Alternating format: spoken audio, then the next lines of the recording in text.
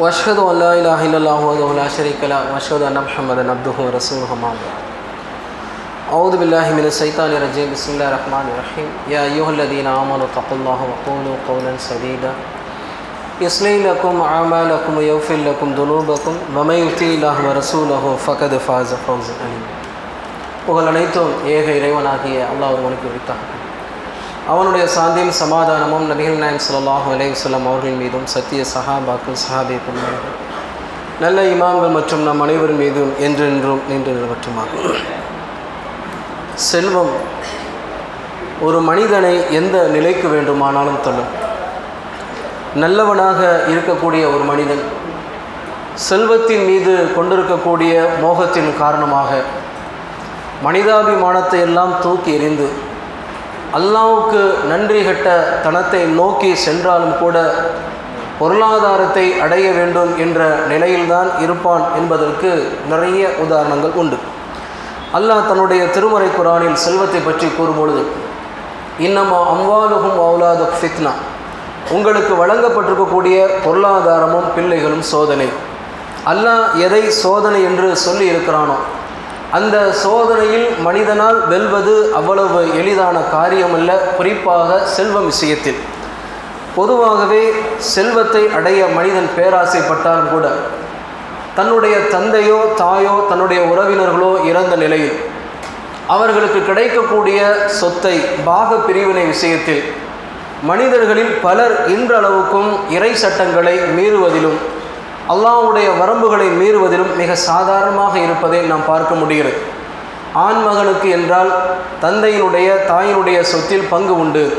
பெண் பிள்ளைகள் என்றால் அவர்களுக்கு திருமணத்தின் போதே அன்பளிப்பு என்ற பெயரில் வரதட்சணை என்ற பெயரில் நகை போட்டு கட்டி கொடுத்தாகிவிட்டது. தந்தை இறந்ததற்கு பின்னால் தாய் இறந்ததற்கு பின்னால் பெண் பிள்ளைக்கு சொத்து இல்லை என்று புறக்கணிக்கக்கூடிய நிலையை நாம் பார்க்கிறோம். ஆண்டாண்டு காலமாக பெண் சமூகத்தின் மீது விதிக்கப்பட்டுள்ள அடிமைத்தனத்தின் ஒரு வெளிப்பாடாகவும் இந்த வாரிசுரிமை சட்டத்தில் பெண்களுக்கு பங்கு இல்லை என்று சொல்லக்கூடிய நிலை இருக்கிறது. இது இஸ்லாமிய மார்க்கத்தை தவிர ஏனைய அனைத்து மார்க்கங்களிலும் கூட பெண்களுக்கான சொத்துரிமை என்பது கிடையாது, இன்றளவும் கிடையாது. நம்முடைய அரசாங்கம் கூட இன்றைக்கு வலிந்து திணித்துதான் 2005 பெண்களுக்கு சொத்துரிமை வேண்டும் என்ற அடிப்படையில் தந்தையினுடைய சொத்தில் பெண்களுக்கு பங்கு உண்டு என்று கட்டாயமாக சட்டமாக்கியிருக்கிறார். ஆனால் 1400 வருடங்களுக்கு முன்னாடியே அல்லாஹ் தன்னுடைய திருமறை குர்ஆனில் சூரத்து நிசாவுடைய 7வது அத்தியாயத்தை சொல்லுகிறான், லிர்ரிஜால் நஸீபு மிம்மா தரக்கல் வாலிதைன், ஆண்களுக்கு பெற்றோர்கள் விட்டு சென்றதிலும் உறவினர்கள் விட்டு சென்றதிலும் பங்கு உண்டு. வலி நிசாயி நசீபும் மிம்மா தரக்கல் வாலிதானி, பெண்களுக்கும் பெற்றோர்கள் விட்டு சென்றதில் உறவினர்கள் விட்டு சென்றதில் பங்கு உண்டு. மிம்மா கல்ல மின்ஹு அவ் கசூர், அது குறைவாக இருந்தாலும் அதிகமாக இருந்தாலும் சரிதான். நசீபம் மஃப்ரூலா, இது கட்டாய பங்கீடு என்று அல்லாஹ் சொல்லுகிறான். ஒரு மனிதன் இறந்து விட்டால், ஒரு ஆணோ பெண்ணோ இறந்து விட்டால் அவர்கள் சொத்தை விட்டு சென்றார்கள் என்றால் ஆணுக்கு எப்படி பங்கு உண்டோ அதுபோல பெண்ணுக்கும் பங்கு உண்டு. இந்த பங்கை பற்றி அல்லாஹ் சொல்லும்போது இது ஃபர்ல் அப்படிங்கிறான், கட்டாய கடமை என்று சொல்லுகிறான். எப்படி ஒரு மனிதன் 5 நேர தொழுகாமல் அல்லாஹ்விடத்தில் சந்திக்கும் பொழுது அல்லாஹ்விடத்தில் கேட்கக்கூடிய கேள்விகளுக்கு பதில் சொல்லாமல் அதற்கான தண்டனை கிடைக்காமல் நகர முடியாதோ அதுபோலவே சொத்து விஷயத்தில் ஆண்களுக்கு எப்படி பங்கு பிரிக்கிறார்களோ அதுபோல பெண்களுக்கும் பங்கு பிரிக்க வேண்டியது என்பது கட்டாய கடமை என்று அல்லாஹ் தஆலா இந்த திருமறை குர்ஆனுடைய வசனத்தில் சொல்லுகிறான். நாம் எந்த விதத்திலும் எப்படி சொல்லிவிடக்கூடாது என்றால், பெண்களுக்கு வரதட்சணையாக நாங்கள் நகை போட்டோம், பொம்பளை பிள்ளைக்கு அத்தான் அன்பளிப்பாக நிறைய நகை போட்டாங்க, அதனால் அவங்களுக்கு சொத்து முன்னாடியே போயிடுச்சு, எனவே கிடையாது என்று நாம் என்ன பண்ணக்கூடாது, சொல்லக்கூடாது. தந்தையோ தாயோ பெண் பிள்ளைக்கு நகைகள் போடுகிறார்கள் என்றால் அது அன்பளிப்பு என்ற வட்டத்தில் வந்துவிடும். அன்பளிப்பை பொறுத்த மட்டில் தாயும் தந்தையும் நீதமாக நடக்கும். பொம்பளை பிள்ளைக்கு எவ்வளோ அன்பளிப்பு செய்கிறாங்களோ அதே அளவுக்கு ஆண் பிள்ளைக்கு செய்யணும். ஆண் பிள்ளைக்கு எவ்வளோ அன்பளிப்பு செய்கிறாங்களோ அதே அளவுக்கு பெண் பிள்ளைக்கு செய்யணும். அவர்கள் அன்பளிப்பு விஷயத்தில் மாற்றமாக நீதம் இல்லாமல் அநீதியாக நடந்தால் அல்லாஹ்விடத்தில் பிடிக்கப்படுவார்கள் என்ற எச்சரிக்கையும் கவனத்தில் கொள்ள வேண்டும். பொதுவாக ஒரு மனிதன் இறந்து விட்டால் இறந்ததுக்கு பின்னாலும் சொத்து பிரிக்கும் ரொம்ப மிக மிக முக்கியமான விஷயம். அல்லாஹ் தன்னுடைய திருமறை குர்ஆனில் சொத்து சம்பந்தமாக வாரிசுரிமை சம்பந்தமாக சொல்லும் பொழுதெல்லாம் இறந்ததற்கு பின் என்று தான் சொல்கிறார். ஒரு மனிதன் இறந்ததுக்கு பின்னால், ஒரு பெண் இறந்ததுக்கு பின்னால், ஒரு மனைவி இறந்ததற்கு பின்னால், ஒரு கணவன் இறந்ததற்கு பின்னால் என்று தான் சொல்லுகிறான். இறப்பதற்கு முன்னால சொத்தை உயிலாக எழுதி வைப்பது மார்க்கத்தில் இல்லை. ஏன்னா பல சமூகத்தில் உயில் எழுதி வைப்பாங்க. இந்த உயிலில் முன்ன பின்ன இருக்கும். ஒரு தந்தைக்கு ஒரு தாய் இருக்கிறார், தந்தையிடம் சொத்து இருக்கிறது என்றால் தந்தையிடம் நல்லபடியாக நடந்து கொண்ட மகனுக்கு கூடுதலாக உயில் எழுதி வைப்பார்.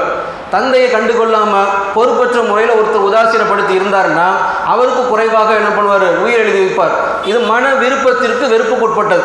தனக்கு யார் தன்னுடைய சொத்து உரிமையில் எந்த வாரிசு தனக்கு பிடிக்குமோ அந்த வாரிசுக்கு கூடுதலாகவும் பிடிக்காத வாரிசுக்கு என்னது குறைவாகவும் எழுதி வைக்கக்கூடிய வாய்ப்பு உண்டு. இன்னும் சொல்ல போனால் சொத்தை முன்கூட்டி எழுதி வைப்பதன் மூலமாக பிள்ளைகள் என்னது பெற்றோர்களை உதாசீனப்படுத்தி நடுத்தரில் விடக்கூடிய சூழல் இருக்கும். சொத்து இருந்துச்சுன்னா குறைந்தபட்சம் சொத்துக்காகவாது தந்தையும் தாயும் மௌத்தளவு நம்ம பாதுகாக்கணும், அப்போ தான் சொத்து கிடைக்கும் என்றாவது என்ன பண்ணுவாங்க சில மனிதர்கள் என்ன பண்ணுவாங்க நினைப்பார்கள். அந்த அடிப்படையில் இறந்ததற்கு பின்னால் தான் பாகம் பிரிக்கப்பட வேண்டுமே தவிர இறந்ததற்கு முன்னால் உயிர் எழுதக்கூடாது. ஒருவர் இன்ன சொத்து இவ்வளவுக்கு, இன்ன சொத்து இன்னாருக்கு என்று என்னது உயிரை பிற மதங்கள் போல எழுதுவதற்கு இஸ்லாத்தில் அனுமதி கிடையாது. அது தடை செய்யப்பட்ட காரியம். ஏன்னா சில மக்கள் என்ன பண்ணுறாங்கன்னா இருக்கும் பொழுதே பசங்க பொம்பளை பிள்ளை கொடுக்க மாட்டாங்க, பொம்பளை பிள்ளையை கைவிட்டுருவாங்க அப்படின்னு பயந்து கொண்டு என்ன பண்ணுறாங்கன்னா இருக்கக்கூடிய சொத்தை என்ன பண்ணிடுறாங்க ஆம்பளை பிள்ளைக்கும் பொம்பளை பிள்ளைக்கும் பிரித்து எழுதி வச்சுருவாங்க. அவர்கள் தவறாக செய்வார்கள் என்பதற்கு என்ன உத்தரவாதம் உண்டு? நாம் வளர்க்கும் போதே பிள்ளைகளுக்கு போதிக்கணும். இது அல்லாஹ்வுடைய சட்டம். அல்லாஹ்வுடைய சட்டத்தின் அடிப்படையில் நீதியாக நான் இறந்து விட்டால் சொத்தை என்ன பண்ணணும், ஆம்பளை பிள்ளைகளும் நீங்கள் பகிர்ந்து கொள்ளணும், பொம்பளை பிள்ளைகள் பகிர்ந்து கொள்ளணும் என்று சொல்லணுமே தவிர எப்படி நம்ம வளர்த்து விடக்கூடாது. சாதாரணமாக பொருளாதார வசதி உடையவர்கள் இது போன்ற சட்டத்தை தெளிவுபடுத்தாமல் வளர்த்தக்கூடாது. அவங்களுக்கு வேண்டியதெல்லாம் வாங்கி கொடுத்துட்டு அவர்களை மார்க்கத்திற்கு புறம்பாக வளர்த்துட்டு நாளைக்கு நம்ம மௌத்துக்கு பின்னாடி பொம்பளை பிள்ளை கைவிட்டுருவாங்க, பொம்பளை பிள்ளை சொத்து தராமல் போயிடுவாங்க என்று சொல்லி முன்கூட்டியே சொத்தை உயிலாக எழுதி வைப்பதற்கு இஸ்லாத்தில் எந்த விதமான அனுமதியும் இல்லை. அது பாவமான காரியம், அல்லாஹ்விடத்தில் தண்டனைக்குரிய காரியமாக இருக்கிறது. அதே போல ஒரு மனிதன் இறந்தால் இறந்த உடனே சொத்து பிரிக்கக்கூடாது. முதல் விஷயம் அவர் ஏதேனும் வசியத் செஞ்சிருக்கிறான்னு பார்க்கணும். ஏன்னா வசியத் என்பது மார்க்கத்தில் மிக முக்கியமான கட்டாய கடமைகள் ஒன்றா இருக்கிறது. அல்லாஹ் இந்த செய்திகள் எல்லாமே அந்நிசாவுடைய 4வது அத்தியாயம் 11, 12, 176 இந்த 3 வசனங்கள் பெரிய வசனங்கள் தொடர்ச்சியாக இந்த 3 வசனங்கள் என்ன பண்ணுவான் இந்த சட்டங்களை சொல்லுவோம். அது அல்லாஹ் சொல்றான் மிம்பகுதி வசியத்தின் யூஹீன பிகா அகதை, இது நீங்கள் செய்யக்கூடிய எந்த பிரிவினை பிரித்தாலும் சரிதான் அதற்கு முன்பாடி மரண சாசனத்தையும் கடனையும் நிறைவேற்ற வேண்டும் என்று அல்லாஹ் சொல்றான். சொத்தை ஒரு மனிதர் இறந்ததுக்கு பின்னால் அவர்கள் வாரிசு பிரிக்க வேண்டும் என்றால் இறந்தவர் ஏதேனும் வசியத் செஞ்சிருக்கிறாரா? வசியத் என்றால் மரண தருவாயில் அல்லது மரணத்திற்கு முன்பாக அவர் சொல்லக்கூடிய மரண சாசனம்.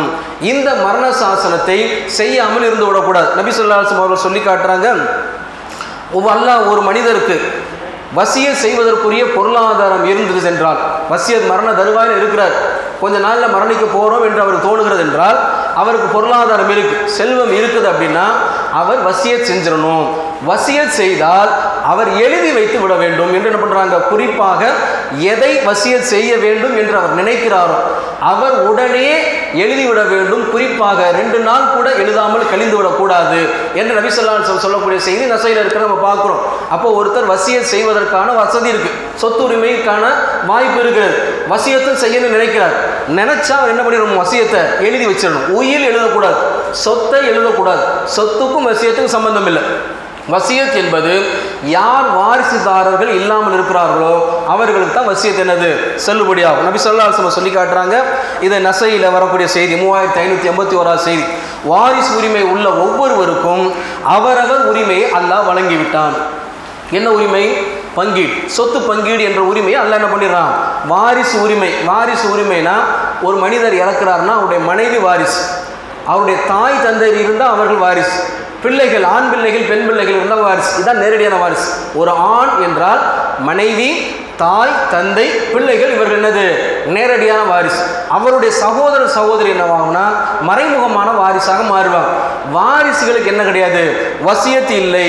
எனவே நீங்கள் வாரிசுகளுக்கு வசியத் செய்யக்கூடாது என்று ரசூலுல்லாஹ் சொல்றாங்க.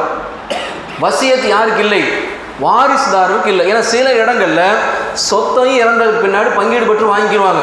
எங்கள் அக்கா இறக்குறதுக்கு முன்னாடி, எங்கள் மாமா இறக்குறதுக்கு முன்னாடி எனக்கு இது தருவேன் அது தருவேன்னு என்னது சொன்னாங்கன்னு சொல்லுவாங்க. இறந்தவரை கூப்பிட்டு போய் நம்ம விசாரிக்க முடியாது. ஆனால் என்கிட்ட அவங்க சொன்னாங்கன்னு சொல்லுவாங்க. அவர்கள் புரிந்து கொள்ள வேண்டிய விஷயம் என்னவென்றால் வசியத் என்றால் வாரிசு இல்லாதவருக்கு. ஒரு மனிதர் இறக்கக்கூடிய தருணத்தில் அவருடைய சொத்து பிள்ளைகளுக்கு போயிடுது, மனைவிக்கு போயிடுது, தாய் தந்தைக்கு போகுது, அவர் கூட பிறந்த சகோதர சகோதரி இருப்பாங்க, இவங்களுக்கு சொத்து இருக்காது, நல்ல மனிதர்களாக இருப்பாங்க, தனக்கு நல்ல முறையில் உதவி செஞ்சிருப்பாங்க, இவருக்கு எதையும் செய்ய விரும்புவார். அப்போ சொத்து போகாது என்று சொல்லும் பொழுது அவர் என்ன பண்ணலாம், தன்னுடைய வாரிசுதாரர் இல்லாத சகோதரனுக்கோ சகோதரிகளுக்கோ வேறு யாரும் உறவினர்களுக்கோ என்ன பண்ணலாம், வசியத் செய்யலாம். எவ்வளவு வசியத் செய்யலாம்? அதுக்கு என்னது, நபிகள் நாயகம் ஸல்லல்லாஹு அலைஹி வஸல்லம் ஒரு அளவுகோல் சொல்றாங்க. புகாரியில் வரக்கூடிய 2238, முஸ்லீமில் 3074 ஹதீஸா பதிவு செய்யப்பட்டிருக்கிறது. இந்த ஹதீஸில் நபிகள் நாயகம் ஸல்லல்லாஹு அலைஹி வஸல்லம், இது வந்து புகாரில் 3936, சாது பின் அபி வக்காஸ் என்று சொல்லக்கூடிய ஒரு நபித்தோழர், இவர் மரண தருவாயில் இருக்கிறார். கடுமையான நோய் வாய்ப்பட்டு ரொம்ப கடுமையான சூழல் இருக்கிறார். ரசூலுல்லாஹ் இவர் நோய் நலம் விசாரிக்கிறதுக்கு போகிறாங்க. போனோடனே அவரை சந்தித்து அவருக்கு என்ன பண்ணுறாங்க, நோய் நலம் விசாரித்து அவருக்கு ஆறுதல் சொல்கிறாங்க. அவர் அல்லாஹ்வின் தூதர் ஸல்லல்லாஹு அலைஹி வஸல்லம் சொல்கிறாரு, அல்லாஹ்வின் தூதரே, நான் மரண தருவாயில் இருக்கிறேன், எனக்கு கடுமையான மரண வேதனை இருக்குது அப்படிங்கிறத நான் உணர்ந்துக்கிட்டேன். எனக்கு ஒரே ஒரு மகன் இருக்கிறேன், அவர் நல்ல வசதியானவர். சாது பின் அபி வக்காஸ் ரலியல்லாஹு அவர்கள் வசதியானவர். இவர் முஹாஜிர்களில் ஒருவர். இந்த 10 சஹாபாக்கள் சொன்னாங்கல்ல, அஸரத்துல் முபஸ்ஸரா, அதில் ஒரு ஆள் தான் யார், இந்த சாது பின் அபி வக்காஸ். இந்த நபித்தோட சொல்கிறாரு, நான் வசதியாக இருக்கிறேன், எனக்கு ஒரே ஒரு மகதான் இருக்குது, அதனால் என்னுடைய சொத்தை நான் 3/2 பங்கு தர்மமாக செய்யட்டுமான்னு ரசூலுல்லாஹ் கேட்குறான்.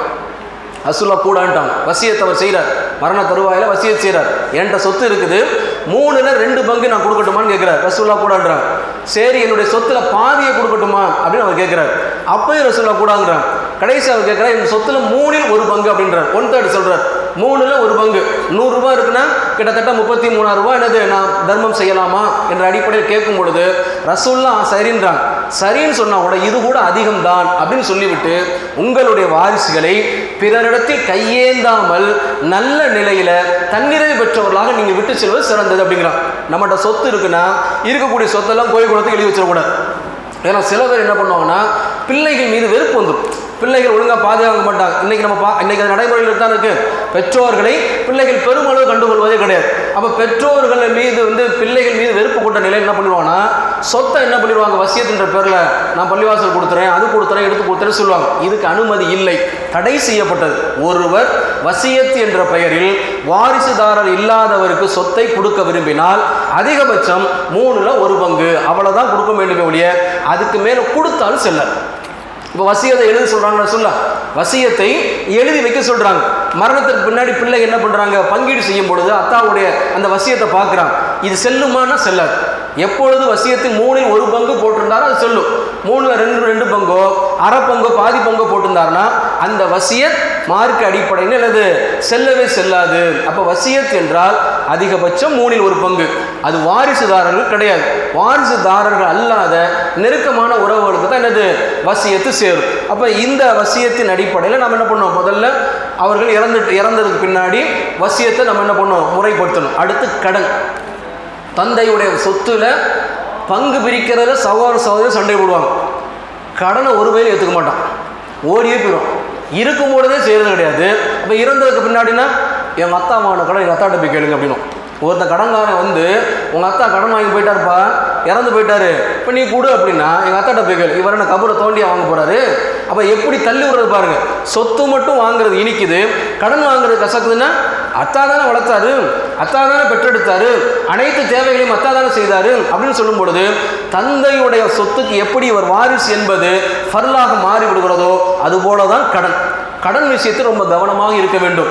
நபிகள் நாயகம் ஸல்லல்லாஹு அலைஹி வஸல்லம் காலத்தில் ஜனாசா வருகிறது, ஒரு ஜனாசா. அப்போ ரசூல் ஸல்லல்லாஹு அலைஹி வஸல்லம் முதல்ல தொழு வச்சுறாங்க. ரெண்டாவது ஒரு ஜனாசா வருது. ரசூல் ஸல்லல்லாஹு அலைஹி வஸல்லம் கேட்குறாங்க, இவர் கடனாளியான்னு கேட்குறாங்க. ஆமான்னு கேட்குறாங்க. கடனாளியா? அப்போ இவருக்கு யாரையும் பொறுப்பேற்றுக்கிறாங்களான்னு கேட்குறாங்க. அப்போ நபி ஸல்லல்லாஹு யாரும் பொறுப்பேற்றுக்கிறோம் ரசூலுல்லாஹ் நான் தொலை வைக்க மாட்டேங்கிறாங்க, உங்கள் தோழருக்கு நீங்களே தொலை வச்சுக்கின்றாங்க. ஒரு மனிதர் எழுந்திருக்கிறார், அவர் சொல்கிறார் நான் இவருக்கு பொறுப்பேற்றுக் கொள்கிறேன், இவருடைய கடனை நான் ஏற்றுக்கொள்கிறேன் சொல்லும்போது ரசூல் ஸல்லல்லாஹு அலைஹி வஸல்லம் பொறுப்பேற்று என்ன பண்ணுறாங்க, தொலை வைக்கிறாங்க. தொழுகை என்பது ஒரு மூமினுக்கு செய்ய வேண்டிய பாவ மன்னிப்பிற்குரிய காரியம் என்று சொல்லும் பொழுது கடன் வாங்கி இருந்தால், கடன் கொடுக்காத நிலையில் ஒரு மனிதன் எவ்வளவு பெரிய மூமினாக இருந்தாலும் சரிதான், எவ்வளவு அமலுக்கு சொந்தக்காரராக இருந்தாலும் சரிதான், அவருடைய அமல் இறைவனால் ஏற்றுக்கொள்ளப்படாது. அப்படியே அந்த தண்ணிக்கும். ஏன்?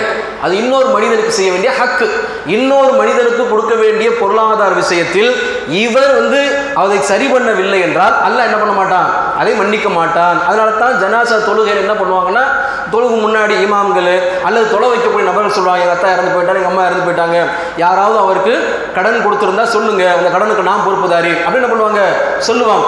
யார் பொறுப்பேற்று கொண்டாரோ அதை நிறைவேற்றும். முதல்ல வாரிசு தான். கடன் இருக்குது என்று சொன்னால் கடனில் என்னது முதலில் மிக முக்கியமாக வாரிசுதாரர் தான் அந்த கடனை ஏற்றுக்கொள்ளணும். நான் ஏற்றுக்கொள்ள மாட்டேன்னு மறுத்துடக்கூடாது. அவன் ஏற்றுக்கிறோம், இவர் ஏற்றுக்குவார், எங்கள் அத்தா ஏற்றுக்குவார் அப்படின்னா மறுமையில் அல்லாஹ்விடத்தில் போய் நிற்கும் பொழுது பாவமாளியாக தான் நம்ம போய் நிற்போம். அல்லாஹ் சொல்லுவாங்கல்ல, அவருடைய பொருளாதாரத்துக்கு வாரிசான இல்லை, அவர் விட்டு போன கடனையே அடைக்கலை என்று அல்லாஹ் கேட்கும் பொழுது நாம் ஒன்றும் பதில் சொல்ல முடியாது. நரகத்தில் போகக்கூடிய சூழல் ஏற்படும். இதில் நாம் கவனிக்க வேண்டும். முதலில் இறந்ததுக்கு பின்னால் தான் சொத்து பிரிக்கப்பட வேண்டும். சொத்து பிரிக்கப்படுவதற்கு முன்னாடி வசியத்தை நிறைவேற்ற வேண்டும். வசியத்தை நிறைவேற்றியது பின்னாடி கடன் இருந்தால் கடன் என்ன பண்ணணும், நிறைவேற்றியது பின்னாடி தான் நாம் சொத்தை பிரிக்கணும். சரி, சொத்தை எப்படி பிரிப்பது அப்படின்னா, இப்போ ஒரு மனிதர் இறந்து விட்டார் என்றால் அவருக்கு பிள்ளைகள் இருப்பாங்க, மனைவி இருப்பாங்க, தாய் தந்தையில் இருப்பாங்க, அல்லது தாய் தந்தையில் இல்லாமல் இருப்பாங்க.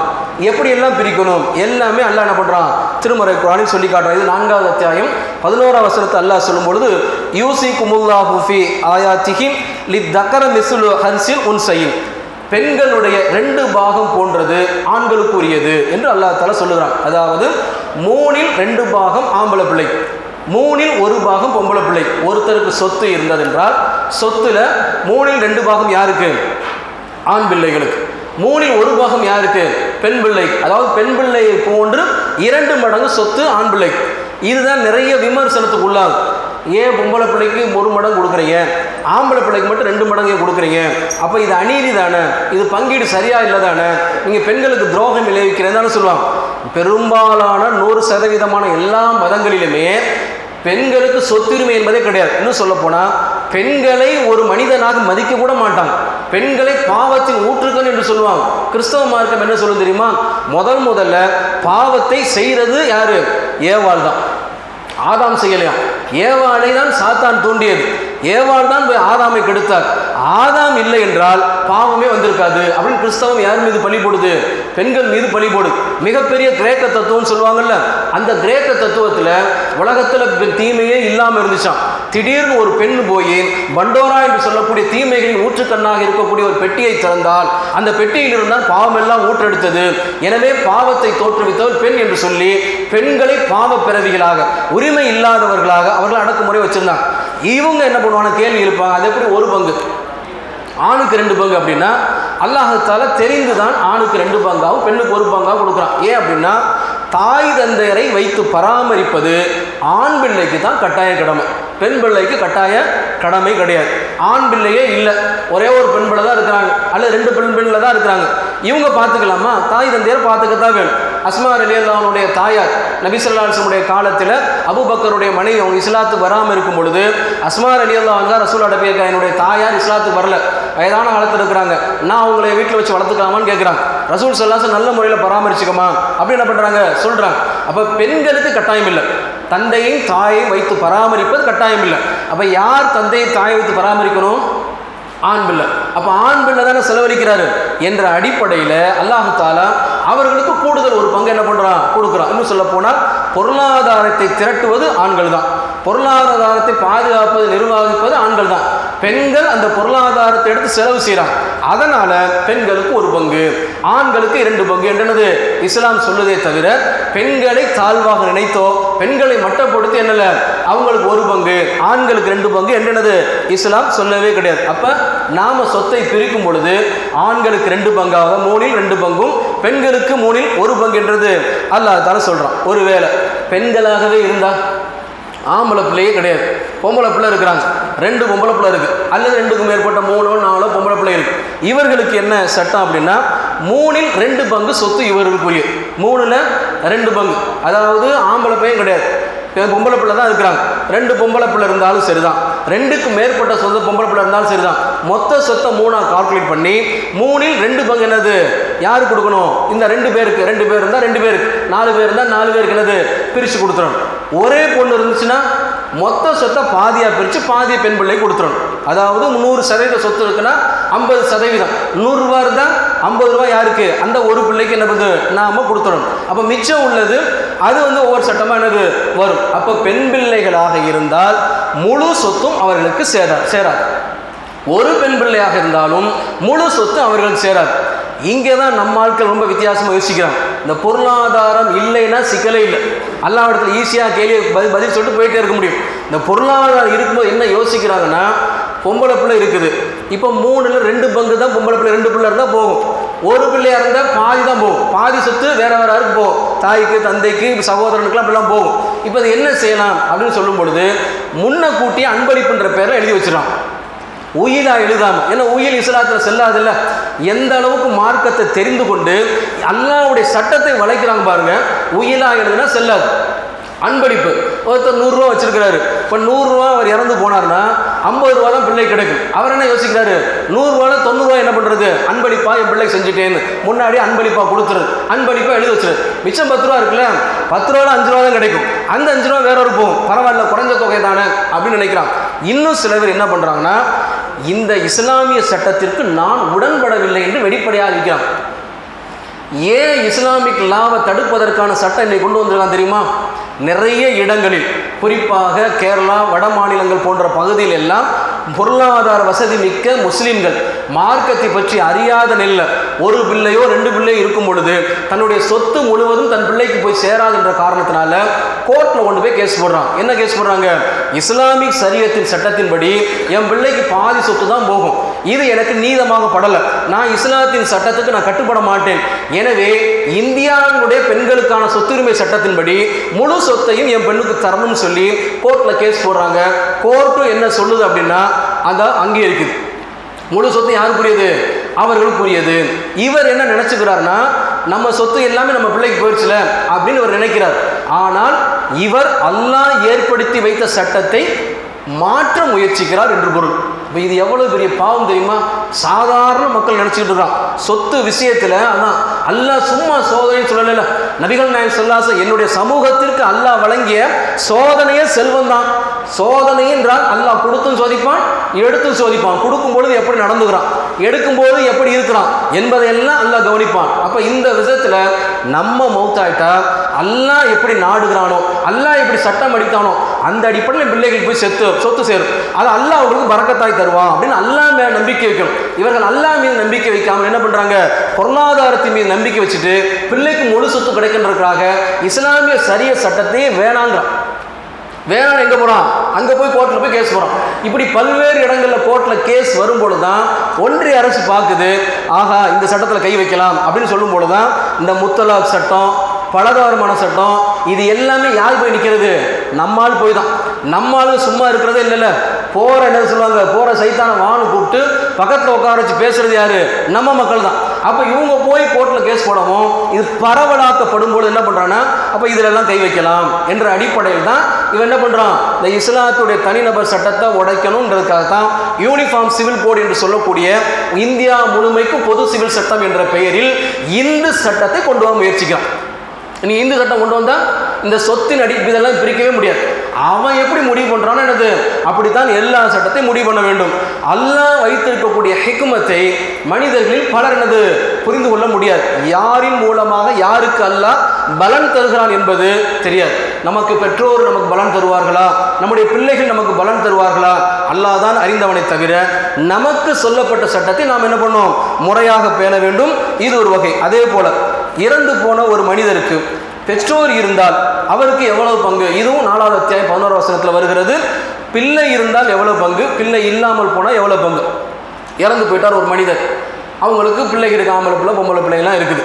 அவர்களுக்கு தாய் தந்தை இருந்துச்சுன்னா தாய் தந்தையருக்கு 1/6 பங்கு சொத்து, தாய்க்கும் 1/6 பங்கு, தந்தைக்கும் என்னது 1/6 பங்கு என்னது, பிள்ளை இருந்தால் சொத்து என்னது போய் சேரும். பிள்ளை இல்லை, இறந்தவருக்கு பிள்ளை இல்லை, மனைவி தான் இருக்கிறாங்க, தாய் தந்தை இருக்கிறாங்க. இப்போ பிள்ளை இல்லாமல் தாய் தந்தைய மாத்திரம் இருந்தான்னா அவர்களுக்கு 3/1 பங்கு சொத்து. யாருக்கு, தாய்க்கும் 3/1 பங்கு சொத்து. பிள்ளை இருந்துச்சுன்னா தாய்க்கும் தந்தைக்கும் 1/6 பங்கு சொத்து. பிள்ளை இல்லைன்னா தாய்க்கு என்னது 3/1 பங்கு சொத்து. அப்ப தந்தைக்கு என்று சொன்னால் மீதமுள்ள சொத்து யாருக்கு வந்துடும், தந்தைக்கு வந்துவிடும்.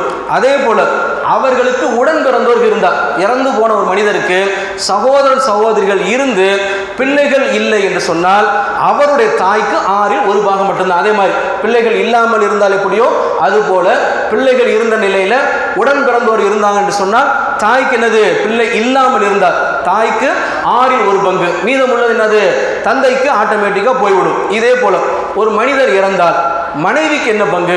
அப்போ ஒரு கணவர் இருக்கிறார், அவர் இறந்து போயிடுறார். இப்போ பிள்ளைக்கு ஆம்பளை பிள்ளைன்னா 3/2, பொம்பளை பிள்ளைன்னா 3/1 பார்த்தோம். அது மாதிரி மனைவிக்கு எவ்வளோ பங்குன்னா, அவருக்கு பிள்ளை இருந்த நிலையில் மனைவிக்கு 4/1, 25%. 4/1 யாருக்கு போய் சேரும்? மனைவிக்கு போய் சேரும். அதே போல பிள்ளை இருந்துச்சுன்னா, பிள்ளை இருந்தால் 8/1 சேரும்.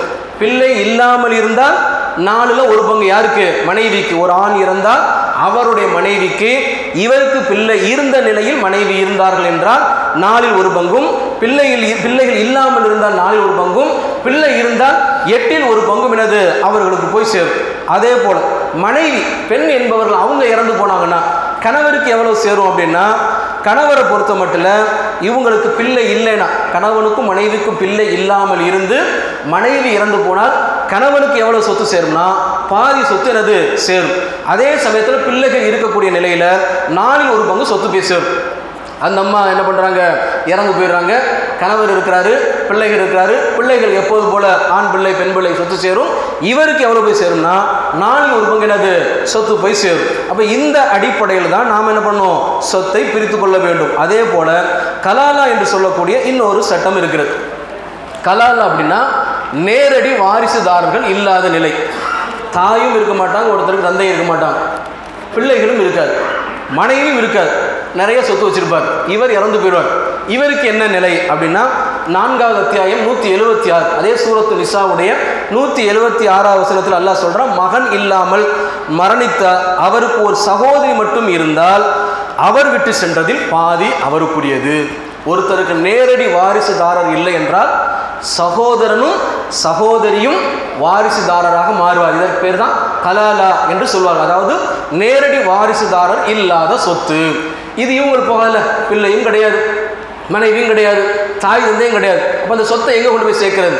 அல்லாஹ் அதற்கு சொல்லுகிறான், அவருக்கு ஒரே ஒரு சகோதரி, அவர் இறந்து போயிட்டாரு, அவருக்கு யாருமே இல்லை, ஒரே ஒரு சகோதரி தங்கச்சியோ அக்காவா இருக்கிறான்னா பாதி சொத்து அவர்களுக்கு உரியது அப்படின்னு நம்ம அல்லாஹ் தான சொல்றான்.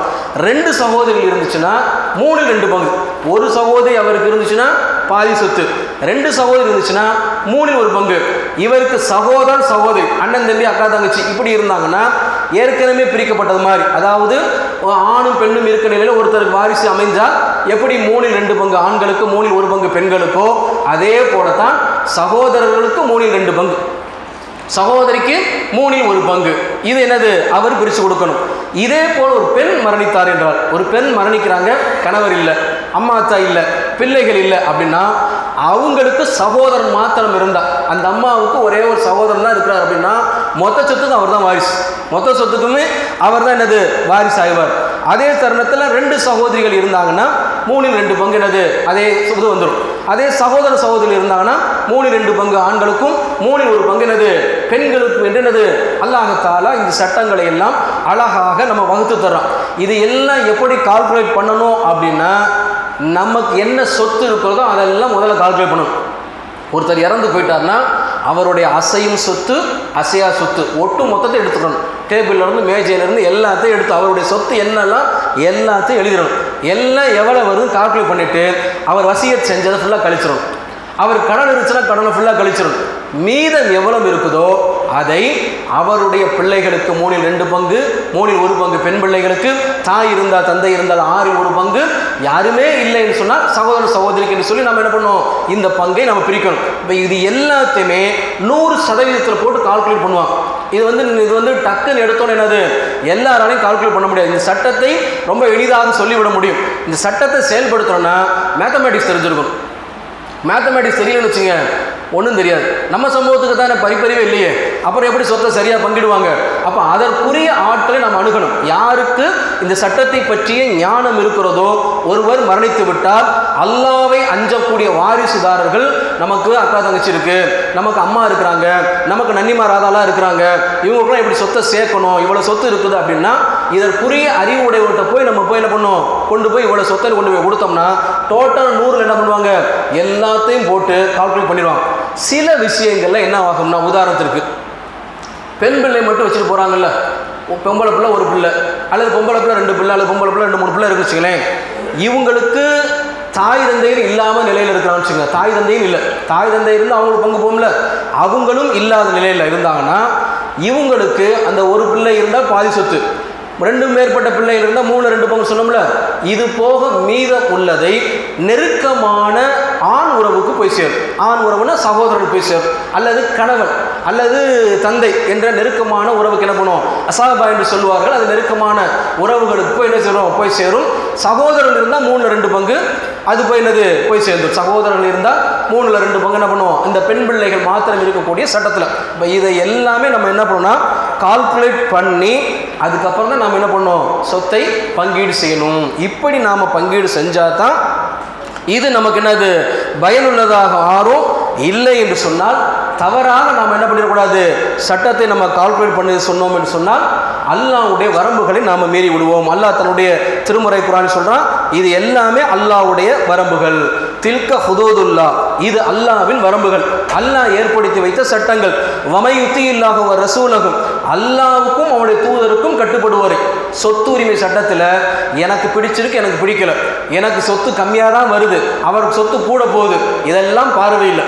அல்லாஹ்வும் சூதர் சொல்லிட்டான்னு சொல்லி கட்டுப்பட்டார்கள் என்றால் இதுகுலு ஜன்னத்தின் தஜ்ரி மின் தஹ்தில் அன்ஹார், அவர்கள் சொர்க்கச்சோலைகளில் இருப்பார்கள், அதில் ஆறுகள் ஓடிக்கொண்டே இருக்கும். ஹாலிதின ஃபீஹா வ தாலிக ஃபௌசுல் அலீம், அவர்கள் நிலையாக இருப்பார்கள், அவர்கள் தான் வெற்றி பெற்றவர்கள் என்று அல்லாஹ் தஆலா இதே அத்தியாயத்தில் 13ஆம் வசனத்தில் சொல்லி காட்டுகிறான்.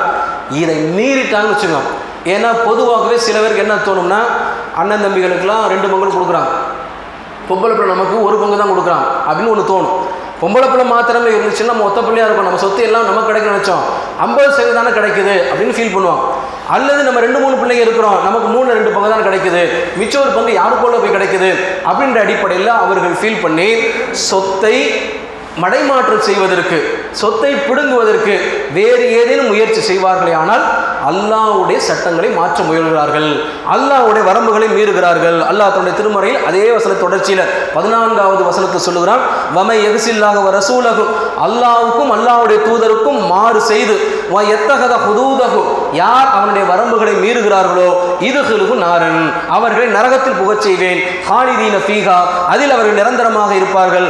வலகும் அதாபு முஹீன், அது மிகப்பெரிய இழிவு தரக்கூடிய வேதனை என்று என்ன பண்றான் அல்லாஹ் தஆலா மிக கடுமையாக சொல்லுகிறான். அப்ப சொத்து இருக்குது என்றால் ரொம்ப கவனமாக நம்ம கையாள வேண்டும். காசு கிடைக்குதே அப்படி நம்ம என்ன பண்ணிடக்கூடாது, வாங்கிவிடக்கூடாது. அல்லாஹ் நமக்கு எதை தருகிறானோ அதை பொருந்தி கொண்டால் அல்லாஹ் அது மென்மேலும் பரக்கத்தாக்கும். இதுவும் மூமியோட நம்பிக்கை. நமக்கு குறைவாக கிடைக்குதே நம்ம நினைச்சு அல்லாஹ் நம்பலன்னு வச்சுங்க, அல்லாஹ் நமக்கு ஒன்றும் இல்லாமல் ஆக்கிடுவோம். அல்லாஹ் தந்துட்டான்ல, நம்ம பிறக்கும் போது தான் அல்லாஹ் அனைத்து கொடுத்தான், எல்லாத்தையும் அல்லாஹ் முடிவு பண்ணி தந்திருக்கான், அவன் தந்ததுதான் என்ற அடிப்படையிலே அவனுடைய பொருளாதாரத்தை திருப்தி கொள்வோமே ஆனால், அவனை சரியாக நம்பிக்கை கொண்டு அவனுடைய வரம்புகளை மீறாமல் இருப்போமே ஆனால் நமக்கு இங்கேயும் பரக்கத்து கிடைக்கும், மறுமையிலே சோனம் கிடைக்கும். இல்லை சொத்தை ஏமாற்றலாம் அப்படின்னு நாம் நினைச்சோம் என்று சொன்னோம். ஏன்னா சில தருணங்களில் ஆண்கள் இருக்கக்கூடிய தருணங்கள் ஒரு 4 பேர் 5 பேர் இருந்தான்னு வச்சுங்களேன், கண்டிப்பாக ஒரு 2 பேர் அத்தா அம்மாவுக்கு கட்டுப்படாமல் தான் இருப்பான். 10 பைசா அத்தா அம்மாவுக்கு செலவே பண்ண மாட்டான். யாராவது 1-2 பேர் தான் காலம் முழுக்க அத்தா அம்மா வச்சு பார்த்துக்கிட்டே இருப்பான். அவங்களுக்கு தோணும், நம்ம தானே கடைசி வரைக்கும் மற்ற அம்மா பார்த்துக்கிட்டே இருக்கிறோம், நமக்கும் சொத்து இவனுக்கும் சொத்தா நம்ம நினைச்சிட முடியாது. ஏன்னா இது சட்டம். தந்தைக்கும் தாய்க்கும் அவன் பணிவிடை செய்யவில்லை என்றால் அதற்கான பாவம் பெரும்பாவம். பெரும் 7 பாவங்கள் இருக்குல்ல, அழித்தொழிக்கக்கூடிய 7 பெரும்பாவங்களில் பெற்றோருக்கு நோவினை செய்பவனும் ஒருத்தன். அதற்குரிய தண்டனை மறுமையில் அடைந்து கொள்வார். பெற்றோர்கள் விஷயத்தில் திருப்தி இருந்தாலும் திருப்தி இல்லைன்னு சரிதான், பெற்றோர்களை பாதுகாத்தாலும் பாதுகாக்கலன்னு சரிதான், சட்டம் ஒன்று தான். எல்லோருக்கும் ஆண் பிள்ளை என்றால் சமமாகத்தான் செல்லும், பெண் பிள்ளை என்றால் அவர்கள் தந்தால் கூட சமமாகத்தான் செல்லுமே தவிர நாம் அல்லாஹ்வுடைய சட்டங்களை என்ன பண்ணிடக்கூடாது, ஐயோ அவங்களுக்கு கூட போதே நம்மளை மாதிரி அவங்களுக்கு போதே நாம் என்ன பண்ணிடக்கூடாது நினைத்து ஏமாற்றி விடக்கூடாது. அல்லாஹ்விடத்தில் நிற்கக்கூடிய நாளை நாம் அஞ்சு கொள்வோமே ஆனால் நிச்சயமாக இந்த சட்டத்தை நாம் தவறளிக்க மாட்டோம். ரொம்ப கவனமாக செல்வத்தில் நாம் கையாளவில்லை என்றால் மறுமையில் அது நமக்கு மிகப்பெரிய துரதிர்ஷ்டத்தை தேடித்தரும். அதிலே கவனமுடைய மக்களாக இருக்க வேண்டும் என்று கூறி இந்த உரையை நிறைவு செய்கிறேன். வாஹிர் தவானா அல்ஹம்துலில்லாஹி ரப்பில் ஆலமீன். அஸ்ஸலாமு அலைக்கும் வரஹ்மத்துல்லாஹி வபரகாத்துஹு.